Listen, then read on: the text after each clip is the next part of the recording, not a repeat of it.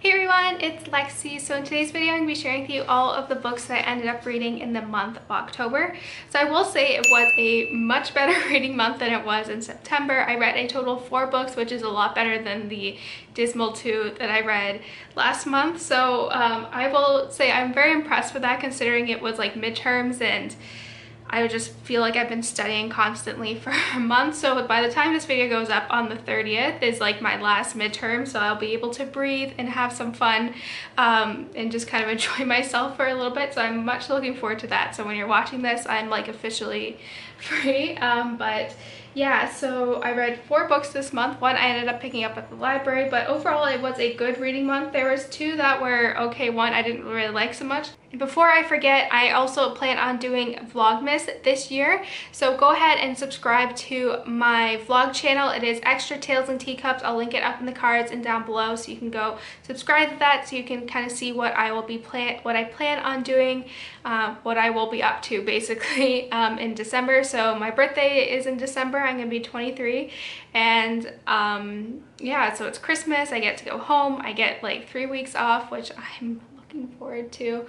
And so yeah, you can kind of see what I'll be doing. I do plan on filming some stuff over Thanksgiving break, so kind of like pre-vlogmas stuff, so you can go check that out so you can make sure you stay up to date on all that.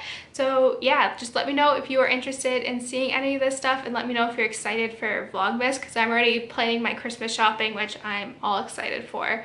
So yeah, just a kind of friendly reminder that I will be doing Vlogmas, and please subscribe to my vlog channel. It will really make my day. So yeah. Oh, and before I get started, I want to announce that I did a partnership with Luxe Brand, which I have a coupon code for, that is Tales in Teacups. It will be all down here, and I'll link it down below as well.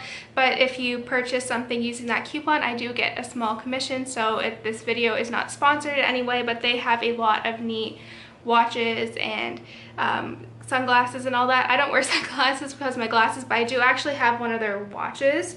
As you can see here, I love this watch. You've seen it probably in my videos over the past year or so. I did get this as a birthday present. So I will say I'm a big fan of their products, so go check them out. So yeah, without further ado, let's get started. Before I begin, I'll just let you know that I have reviews for all these books that I'll link down below and up in the cards as well, so you can go check that out if you want to see a more in-depth. All of them are spoiler-free, so you don't have to worry about anything like that. But the first book that I read this month is What Happened by Hillary Clinton. So this is a very anticipated book.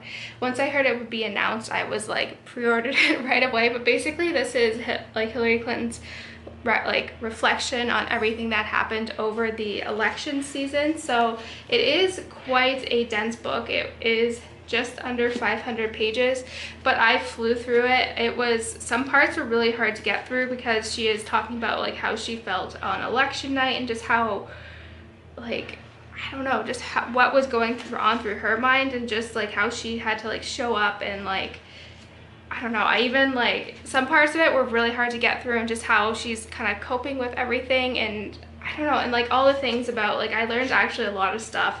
And here, if anything, I just recommend reading On Being Women in Politics, a Woman in Politics chapter. That one was just really interesting to read about, and just kind of like the sexism that is present, and how she's like dealt with it, and what she's experienced, and how like you can't win in this situation. So that one was really interesting, and just kind of the whole thing about the emails and all that. It's just really frustrating. I did like how she refers to past presidents as like President Obama or President Bush, but she always refer to Trump as Trump, which I thought was really funny. So yeah, so I just have this here. I also kind of highlighted the quote that she did during her her kind of speech after she lost.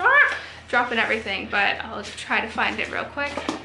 Okay, found it. So it was, to all the little girls who are watching this, never doubt that you are valuable and powerful and deserving of every chance and opportunity in the world to pursue and achieve your dreams. So that's like one of my favorite quotes. So I highly recommend this book. I gave it a 4 out of 5 stars. The only thing is that she does go on like kind of where she talks about some people, right, that's like a political people that I don't know a lot about. So I was like, I don't know who they are, so I just kind of skimmed through that. But overall, I really highly recommend this book.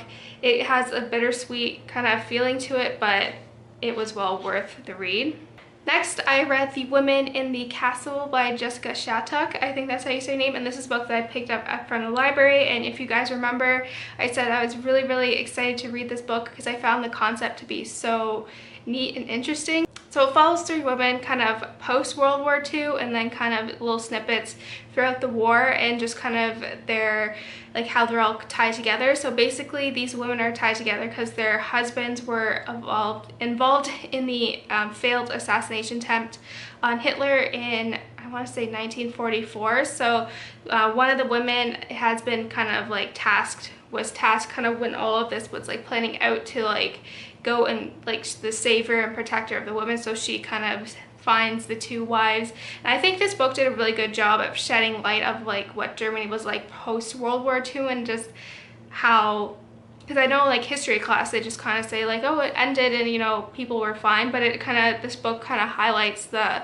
racism that was still in effect, and just the like uneasiness and untrustworthy kind of feelings that everyone had with each other. So I really like that aspect of it. However, I feel like because the book did jump around in time and like from different characters' perspectives, I always felt like I was at arm's length from the characters, and I never was actually fully like attached to them.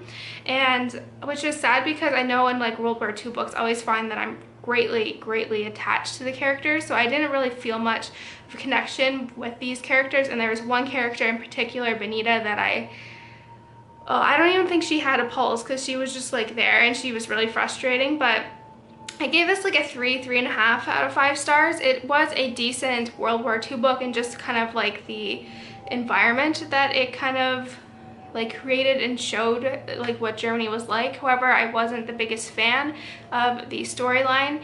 But yeah, I would suggest maybe picking this one up. You may like it. I don't know. It just wasn't my favorite World War II book, but I did think it was like, there's some aspects that were really good about it.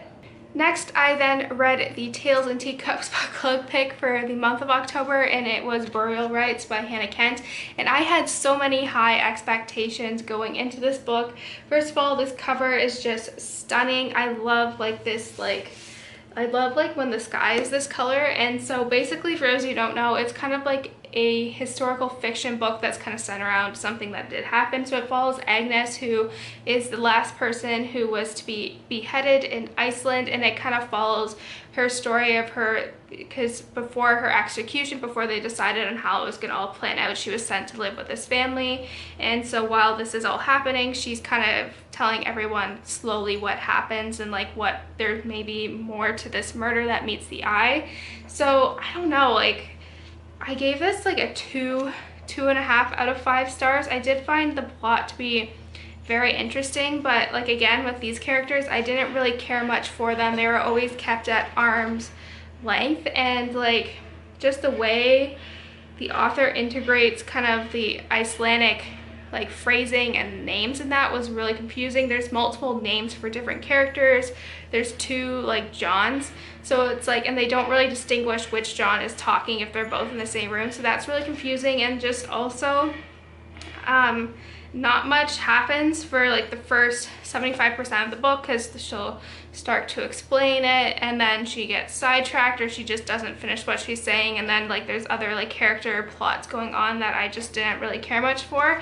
And the only reason why I kind of enjoyed the last quarter of the book, because it was just an info dump where she just literally explained everything that happened. And I think this would have been maybe better as a kind of short story or like an essay. I don't think the book format of this, even though it's just over 300 pages, I felt like it was too long and too stretched out. Like, that literally could have been like this long. Like, they could have just like I felt like it could have been done a lot better. So I was really disappointed with this.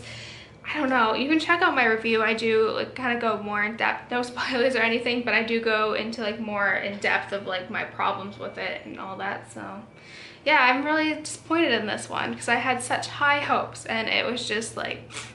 Then lastly, I finally read Warbringer by Wonder Woman Warbringer by Leigh Bardugo. This one has been on my TBR since it came out, I want to say in late August, early September.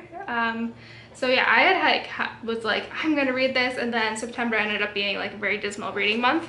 But yeah, I really like this. At first, will say it's you can't take what you know from the movie that just came out. You don't remember anything. This kind of takes place in a different time where Diana is like 17, but it's like present day in the human world. So I was really confused about that. So basically it follows Diana, who's 17, and when she's kind of competing in a race, she sees kind of like this explosion off on the shore, and she ends up saving this girl there who was part of the shipwreck. And while she's there, she learns that this girl is a warbringer. So basically she is a descendant of Helen of Troy, and she is kind of like a catalyst for kind of war and just kind of conflict. So she and Diana kind of go out on a task to Diana mostly to prove herself to her mother and her other sisters of the island that she's not just the queen's daughter. So she goes out on this task to kind of pure the warbringer out of her. So they end up going to New York and Greece, which I really like because I did take a archaeology of Greece and Greek mythology, so kind of just learning that in university. So just kind of seeing that kind of in here as well, I really enjoyed. I did expect there to be a bit more action. It is very kind of slow burning, but yeah, I really enjoyed it. I gave it a 4 out of 5 stars. I will, like I said, with kind of keeping the movie and kind of the time frame and the characters separate from the movie from in here, because when one girl gets shipwrecked, she's like, oh, the helicopter come to save me and look for me, and I'm like, helicopters? There weren't helicopters before World War I. But yeah, just be aware of that, because I was so confused and I was like, wait a minute. But yeah, I really enjoyed this. A 4 out of 5 stars. It was very kind of open-ended, so I don't know if they'll continue on with it, but I think it would be very fun. It was just a fun read, and there was a lot of kind of diversity in terms of the characters, which in terms of representation, both kind of with the LGBTQ and just kind of racial issues. And then there's also very strong female friendships, and yeah, and kind of sheds light on some sexism that was done really well, and just kind of Diana walking through New York and being catcalled and just kind of how she handled that. So yeah, this one was a lot of fun. So I ended the month on a good note, besides the very dismal kind of half of the month. But yeah, I really like this book. So that's it, guys. I hope you enjoyed this video. Let me know in the comments below what you think about some of these books, and if you have any book suggestions that you think I need to read next month. So yeah, don't forget to give this video a thumbs up, and I will see you guys next time. Bye, guys.